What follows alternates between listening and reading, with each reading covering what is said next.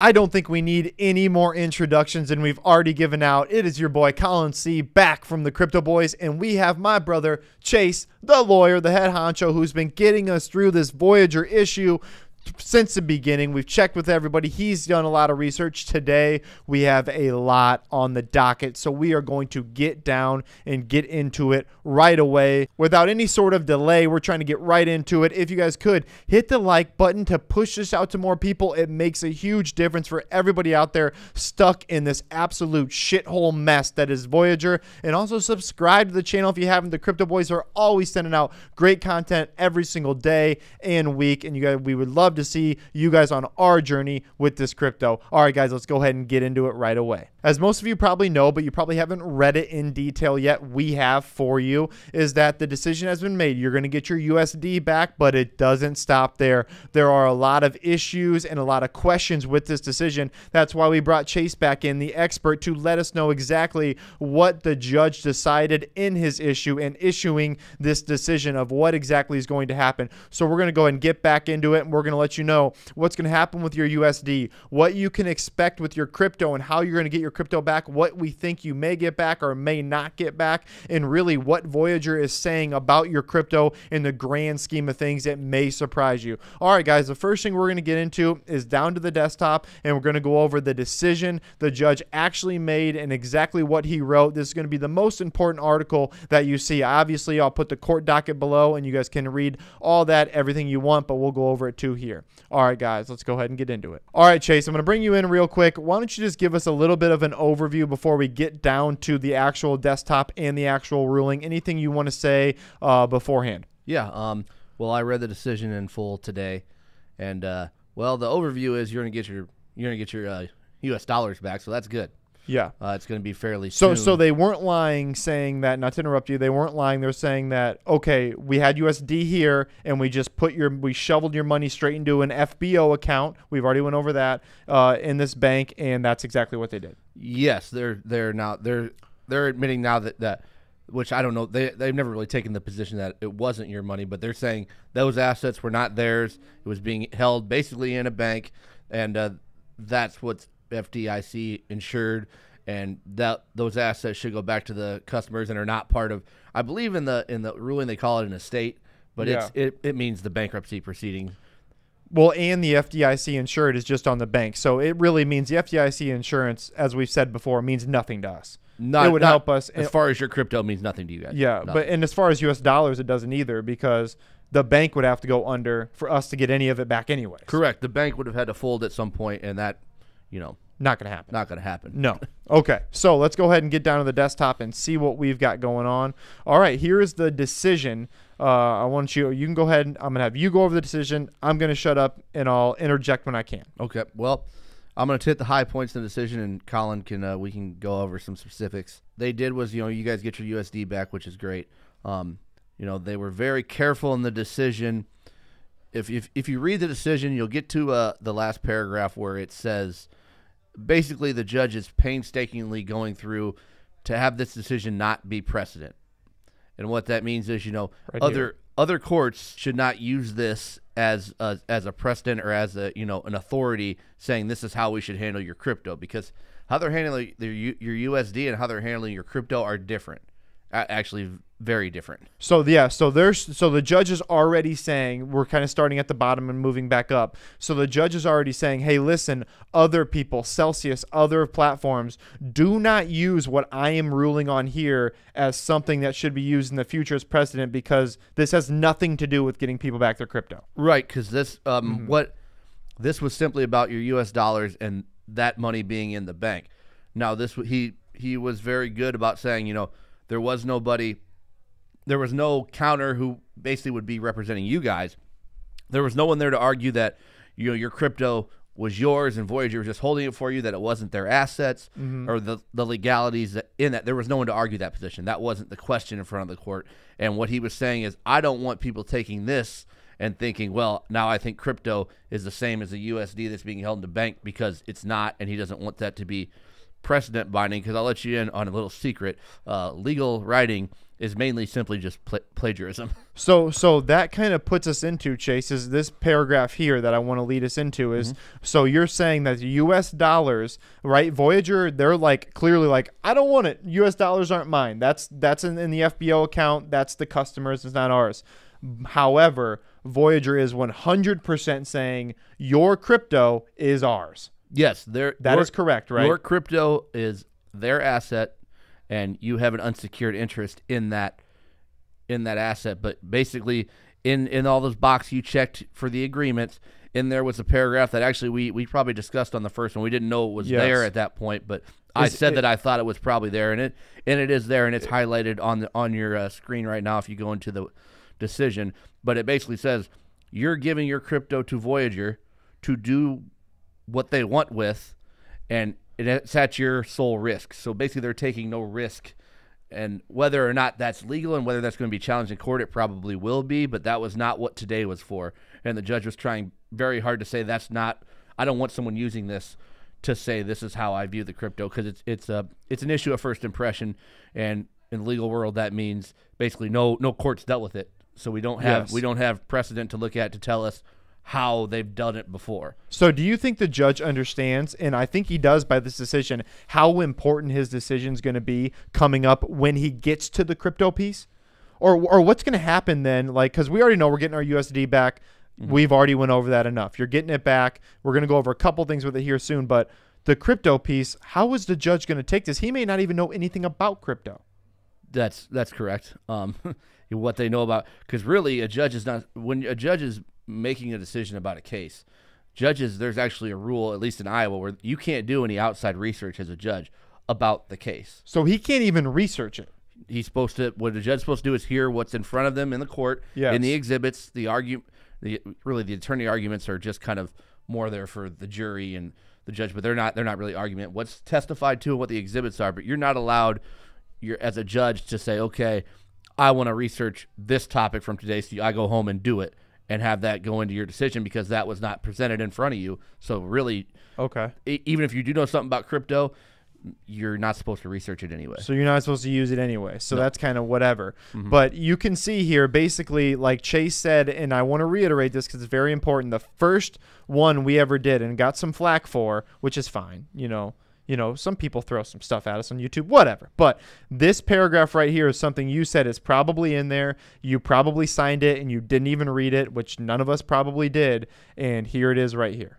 Right? Yeah. This is the one saying they own our crypto. You gave it to us to lend out, and boo-hoo, cry, cry, cry, baby, baby. We'll try to get some back, but it was your sole risk, and that was the last three words, customer's sole risk. Yes. I figured something like that had to be in there if they were taking the position that was their assets, and it was. And now I think that paragraph you may read a lot more if you keep going, if you keep following this story, because I feel like someone's going to challenge that. So that's my next question. So what happens? Are people going to come challenge that, and will it even matter? Because wouldn't Voyager just say, well, we don't have any money, too bad, right? Because they don't have any money. Yeah, that would basically what would happen. But the question is, someone will probably challenge it. Maybe not for this case, for another case. I see. Down the road, because something's going to happen with crypto eventually, where they're going to need to know how these crypto accounts are going to be viewed legally. Yes. So that's going to have to be answered. If it's not the Voyager case, it's going to be another case. At some point, unless everybody's just okay with being an unsecured creditor, and any platform you use is their assets to do what they want, and you have an unsecured interest, I guarantee you there are going to be some rich people out there who are going to say, no, I'm not doing that. So is that every crypto lending or crypto platform right now? And I guess you don't know the answer to this because I don't, but right now, every single crypto investor is an unsecured creditor. That's why you've got to get it off and get it into your own wallet. I can only speak to Voyager because that's the only one I know, but as Voyager, yes. Would I assume other platforms are the same? Probably. Yeah. So you got to get it off, get it in your hardware wallet, which we've went over again a million times. Now, I want to pivot just a little bit. We'll get back to that here in a second. But the USD, we do have some important things that I think are worth mentioning. Is that on August 11th, this week, Thursday, you're going to start getting your USD back. It's going to hit your account, but remember, it's going to take 5 to 10 business days to then take it out because... Well, I mean... It's just going to overload I mean, it's right? just processing, and everyone's going to take out their money at the same time. So it's just going to take some time. Okay, so you're going to get that. You're going to be able to move it somewhere else. It's going to take a couple days to get it onto a different exchange. Or if you just want the cash and put it away, that's fine. We're going to reinvest it. I'm going to let you know exactly what I invest in. I'm going to shoot a video on that, but I'm going to 100% reinvest it. Just going to get it off of the exchange and into a wallet and maybe even stake it, because Voyager's still staking, but we are going to take it off the exchange because you can't buy anything yet either. So it doesn't matter. The only thing you can do is take off your USD. That's all that's all that ruling's allowing you to do, and they're very careful to say that's all that they're doing. All right, Chase. So we know the judge's decision. We've went over it in pretty much detail. I'm going to bring it back up real quick because we do have to get to the filing a claim order, and a lot of people have issues with that. Is there anything else you just want to add about the decision? Anything else people want to look at? Anything we don't know, that we don't have backgrounds in law, that you can help us with? What do we need? The only thing I would say that maybe this is a very unique case, and when you have Chapter 11, really any bankruptcies, generally creditors are not customers. Okay. So that's kind of really what's rare, that almost all of the creditors. I mean, they have some big ones, obviously, but generally your creditors are people who have judgments against you, debts you owe to people. It's not usually 3.5 million people that have money on your platform. Yes. So that's one of the reasons the court's a little, dumbfounded on how to deal with this, because it's just something that is not in a bankruptcy proceeding you've never seen before, and really we've never seen before in any legal court that I know in the state of Iowa. We for sure haven't had anything like this come through. Well, on top of that, how do you even value it? How's it going to be valued? I mean, is it valued from the day you file the bankruptcy? Is it valued from the highest, which it won't be valued from the highest? No way. Or the day you put the cash in? Yeah, or is it just valued on what the strict cash you used, and the rest of it was an investment, and that's I don't know. Well, okay. So we've had a lot of questions about filing a claim, and some things were said right, some things were said wrong. It's still up in the air because, again, this has never happened before. We're trying to walk through this just as you guys are walking through. We are in the exact same position you're in. That's why he's here. So we need to go over and once and for all answer the do we file a claim issue, okay? Do we file a claim? Do we not? And we're going to bring up what Voyager emailed us a few days ago. Voyager is currently preparing schedules of assets and liabilities, the schedules, which will include account holdings as of July 5th, so when they basically went insolvent, and then the court, and then basically Voyager has until August 18th to tell us exactly how much we have in our account. Then 7 to 10 days after that, we'll get an email basically saying what's going on with it. And then basically if you see any discrepancies, then they're saying file a claim by October 3rd and you should be good. But and the link here to file a claim and all that stuff. But here's why I haven't showed you exactly how to file a claim yet, because we're going to go over all that stuff I just said. Now, Chase, the first thing I want you to answer is, should people file a claim, yes or no? Yes. You're saying yes, and by should you, this is not financial advice. It is not legal advice. Don't take it as that. You're saying you should. Why? If I was in your position, I would file a claim. Perfect. One, because in any bankruptcy court, how you get paid is you file a claim with the court saying, I'm owed this money, and usually you provide your evidence, whether that's a court judgment, whether that's a debt that's owed, and credit card companies a lot of times will file. This is against like people's estates, but this is the same type of thing. So if they did not, sorry to interrupt, if these people did not file a claim, would they get paid back? No. In Iowa, you have 4 months after they publish an estate to file your claim. If you don't file within that 4 months, you've lost your ability to collect from that estate. Okay, so now let's get a little bit deeper, because everything seems to, it's like one door opens and then there's like 30 doors in the room that the door you just freaking opened with Voyager. So, okay, because obviously it just said that you got to file a claim by October 3rd. It literally says that right here. You guys can read it for yourself. October 3rd, boom, it's right there. And okay. that would lead to me, the federal district is probably 90 days you have to file a claim. Yes. So, okay. So now here's what's happening is that we're going to know approximately on August 28th, which is 10 days after August 18th, exactly what basically the schedules mean. So let me make sure I got this right. The schedules means Voyager has to release exactly how many assets and liabilities or whatever they have for you personally, right? Is that right? They're going to email you. they're going to email you your specific account. I think it says 7 to 10 days after the documents are filed. Yes. My guess, I'm looking at schedules of assets and liabilities by August 18th. That means they're going to file with the court. Here's all their assets. Here's all their liabilities. Yeah. Oh, okay. So here's all their assets. Here's all their liabilities. Right. That's what they're going to do when they file their schedule of assets and liabilities. What my guess is they're not going to say their assets and liabilities are not going to be. It's not going to be 50,000 pages long. What they're going to say is, this is how much is in a customer. These are the customer accounts we have. Yes. And here's what we owe the customers. They're not going to list out every customer account in that statement filed with the court. So my question is, do you think, and obviously you don't know this for sure, so do you think Colin Carty, me, who's got a lot of liabilities and assets on Voyager, will get exactly what they have from me? Or will I just get the general, this is how much we have in customer liabilities, this is how much we owe people, and they won't give anything very particular or very specific? I think what will happen, judging by the language they have in here, yes, is if you're just looking at the court docket, you're only going to see, I'm going to guess you'll see, assets 1.3 billion, customer accounts or whatever they call them, we owe this much. Okay. Then I think in the email they're gonna send to you guys exactly what they have for your specific account number. I would assume it's account number. Okay. So what that means though is that we're going to be able to see, okay, Voyager because is Voyager going to send it to us in crypto, in terms of crypto? Like I have well over 100,000 VeChain on there. I have 1 Ethereum on there, and I have a bunch of Bitcoin, and I have some StormX and some other stuff. Are they going to say, hey, I know you have this much crypto and this is what we owe you? Or are they going to transfer it to US dollars like as of July 5th when they went out of money? That'll be interesting. You know what I'm saying though? I understand what you're saying. Are they going to break it down for, here's all the different type of crypto you had on our platform. Yes. Here's what it was valued at.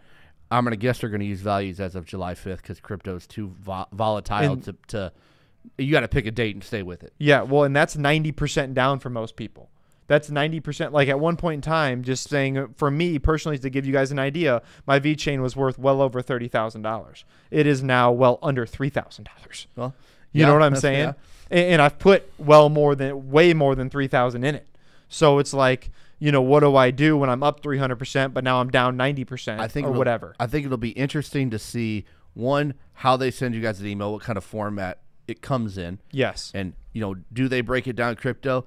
They may simply say, they may not even try to put a value on your crypto. If I was going to do this, here's how I would do it. I wouldn't put a value on your crypto. I would say, these are the cryptos we had. Here was the value of those cryptos, whatever their price was. Yes. Here's the price. Here's what you had. And then as of July 5th, this is how much US dollars you have. So then here's another question, is that what a lot of people had USDC because they were getting 7 or 9% staked or 7 or 9% back on that because they were just keeping it on the platform while Voyager was obviously loaning it out to Yes. Three Arrows Capital that went under, whatever. But so are they going to know exactly? So you don't think they'll go by, like in the court docket, is it going to say, we have this much USDC, we owe this much USDC. We have this much Bitcoin, we owe this much Bitcoin. We have this much, our customers are need this much. Like, you don't think it'll be that. You think it'll be bigger numbers, this and this. I think it'll be bigger numbers. I don't know that they're going to break it down for like every single crypto, especially in the court system. Yeah. Because in reality, judges doesn't matter, right? Mainly judges aren't going to know. Yes. One, they're not going to know every single strand of crypto there is to buy, and two, that's going to take a lot of time. There's no way you could have it done by August 18th. It would take months and months to go through how much everyone has, every crypto, how much you have on the platform of 3.5 million people. Yeah. I mean, it would take so. It would take so long that there's no way that can be done. Yeah, but an email can be sent out because they're already on their IP, however that works. But so my next question is going to be, okay, so Voyager sent out this email today basically saying the exact same thing that happened before. If you want to put in a new bank account, you can do that to get your USD and some other stuff. But here's the article I want to, or the paragraph I want to focus on. When will I be able to access my crypto? Our primary focus is maximizing the amount of crypto returned to customers. Basically what they're saying is we are figuring out a way that we can either run a standalone restructuring process, is what they're trying to do right now, or the potential sale of the company. That is our best option, is what? Maybe a sale of the company and we get enough of our money, our crypto back to where we don't have to take that big of a haircut, that someone, again, wants the IP or everything Voyager has built, because it is very, very good, very secure, very useful, and very easy to use. And we get mainly a lot of our crypto back. But if they just say, what if the company just comes in and says, okay, we'll pay everybody's crypto back, but only valued as of July 5th. Everybody's taking a 90% haircut. Yeah, basically. You're screwed. I mean, they can do the sale. I mean, that's I think we said this from the get-go. The best option was probably have a sale of a company, yes, and see if the crypto market bounced back. Unless you wanted to pay out now, which that's up to you guys. I'm not your accountant, but that's what they want to do. But basically, what they're saying there is a vague way of saying we're trying to get as much as we can get in a potential sale and or a restructuring to get you guys as much as we can get you. But they're in no way saying we're going to give you everything back or anything like that. So there's basically two scenarios, and I just want to make this as easy for the viewers as possible, because even my brain gets jumbled with it sometimes. Basically, restructuring, how much can they make over a certain amount of time to get you back your crypto, which could be years. That could be years down the road. Or they sell something quick, get enough capital to make you keep it on. Everybody's got to take some sort of haircut. However big that haircut is depending on how much money, how much crypto they're willing to put up to buy Voyager, correct? Well, yes. They're mainly going to put up what is they're going to buy it for money. Yeah, absolutely. Yeah. And then they're going to have to say how much they're going to be willing to let us keep of our crypto, or what assets they're willing to take, or liabilities. They're going to try to offer you something to stay on the platform. Yes. Because if they buy it, they're just taking the risk of, let's say, somebody said, all right, I'll buy it for $200 million. Yeah. Okay.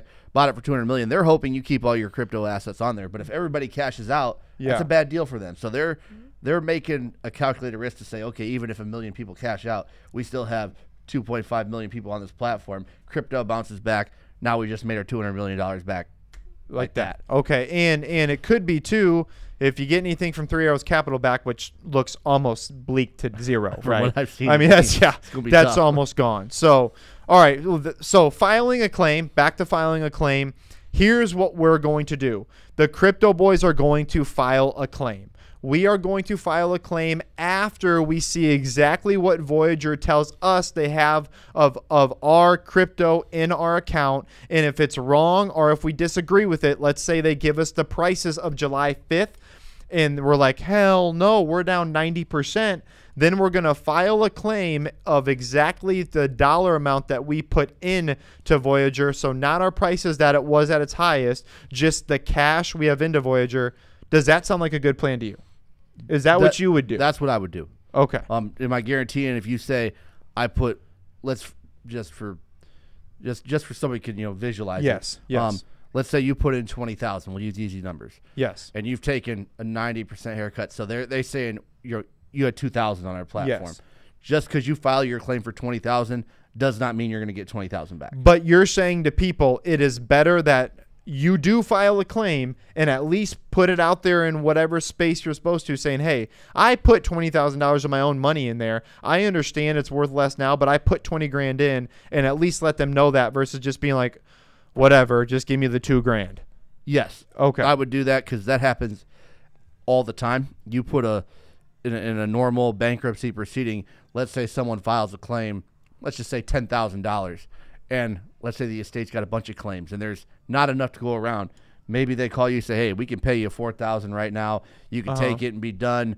And that happens a lot with claims. Credit Okay. card companies do that all the time. Medical bills will do that. So that's something that happens on a regular basis. All right, people. So here's what we're going to do. Wait until we see exactly what they have for us in our account. That's going to be about on August 28th. On that day, you're going to be able to see, oh my gosh, they cut all my stuff by 90% because they took numbers from July 5th. Now I need to file a claim saying this. Now, let's just say this. Let's say that they have all of our assets on there and they say, listen, you do have your 100,000 VeChain. You do have your or 200,000 VeChain, whatever I got. You do have your 1 Ethereum. You do have your half a Bitcoin, whatever that is. And the Voyager says, this is what you have. This is what we're showing you have.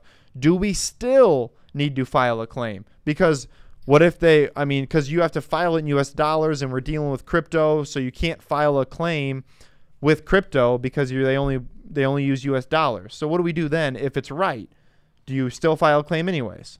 Even if it's right, I'm still probably going to file a claim. Okay. Because if it's you and your money, you're filing a claim. Yes. And you would suggest to your brother, who is me, to file a claim. Yes. And then if worst comes to worst, I get my cash back. If best comes to best, I get my cash back. If the best thing in the world happens, I get all my crypto given back to me.